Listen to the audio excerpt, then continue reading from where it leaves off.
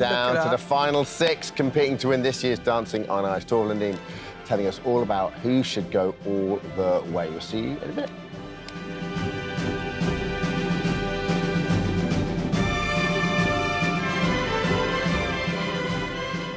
On this day in 1984, Yeah. when you was a little boy, Yes. tiny, I remember our it. next guests made history by taking gold after performing the highest-scoring figure skating routine ever at the Winter Olympics. Yeah, so it was a routine. It bent the rules and changed convention. Torvill and Jayne showed their version of Bolero to 24 million people across the nation. Take a look.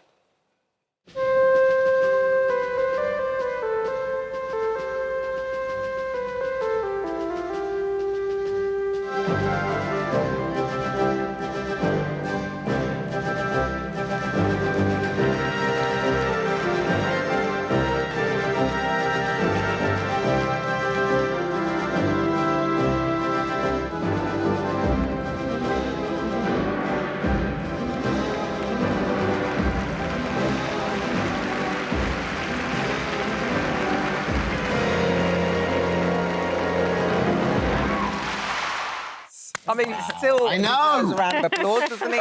They've been performing together for 50 years and set to skate for the final dance on ice in their hometown of Nottingham in the farewell tour. And we're joined now by the dynamic duo to hear all about it. Welcome to the show, both of you. Love the colours today. Happy Bolero Day. So clever. Bolero Day to us. Yeah. It's always been Bolero Day. It's 41 years ago since Bolero, Winter Olympics. Why was that performance so groundbreaking at the time? What was it about it? What did you do differently? I guess we were currently the world champions going into the Olympic year.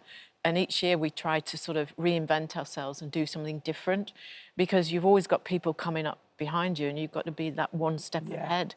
And in that year we decided, instead of starting the routine with a fast piece of music, slow in the middle, ending with a bang, we thought, why don't we just start slowly and quietly and have it build to a crescendo?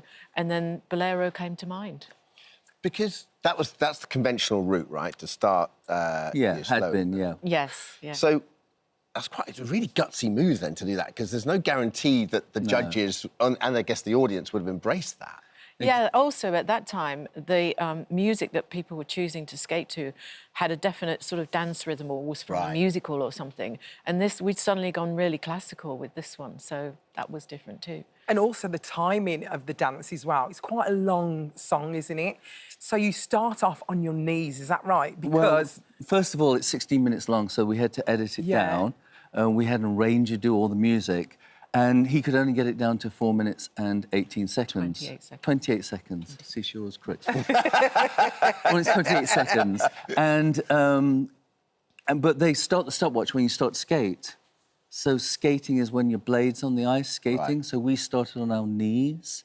So for the first 18 seconds, we weren't skating. And you have a time limit? It's 4 minutes 10. You can go 4 minutes 10 or 4 minutes 3:50. OK. So we pushed it to the 4:10. But we had 18 seconds rather, on our knees before the blade touched the ice. And we got away with it, didn't we? It's music now everyone knows. Yes. Before that, so few people knew. Like, it's incredible. Surprisingly, in that year, it went to number 9 in the pop charts as well. So people went out and bought the single, so yeah. That's unbelievable. So you your remix? Our remix, yeah. It was. Yeah. Ravel's Estate were happy as well. What's so incredible is the fact that you've been together for so long and you have to learn about tolerating each other's habits and stuff like that. Why are you bringing it to an end? Why is this the end tour? Why are we doing? Why are we doing this? Do we need to do this? We do. It's been 50 years because we still feel of a standard that we can go out and still perform. Yeah. But that's decreasing all the time, and so we wanted to be able to end on a high. On a high. So you know, we've got a bus passes, so we can get to the rink on time.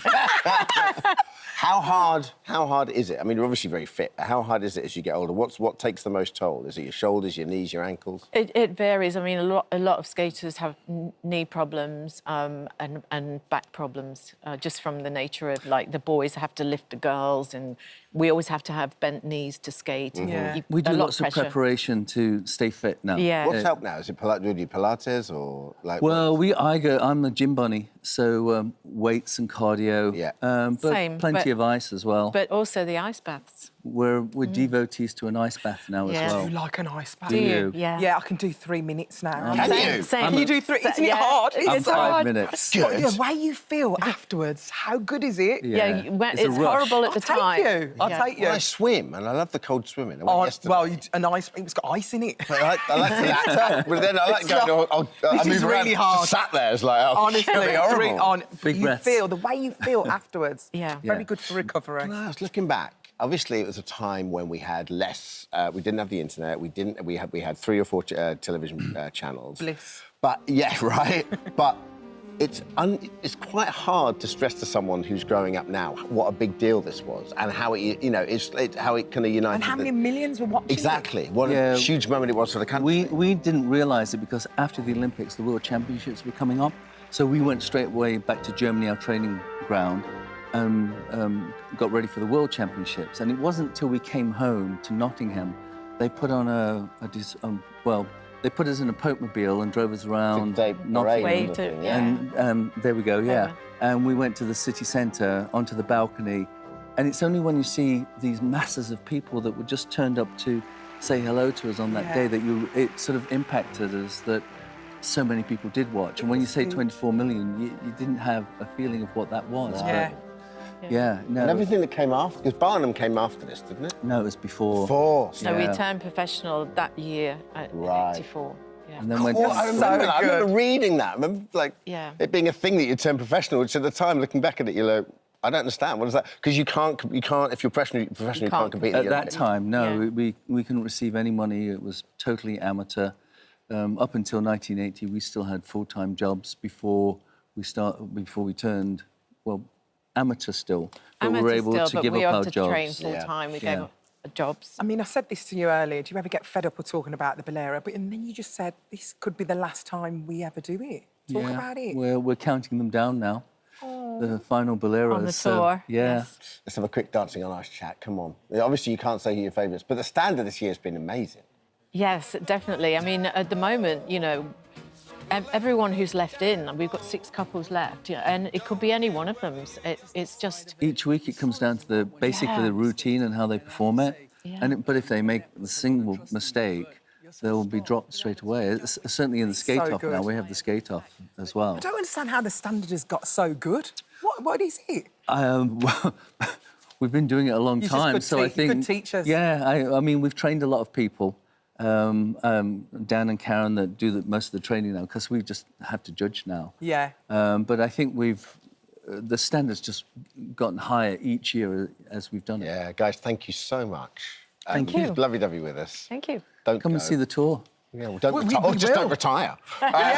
Tickets for We Torvill wish. and Dean, Our Last Dance. 50th anniversary out now. Dancing on Ice continues this Sunday. ITV1 at 6:30.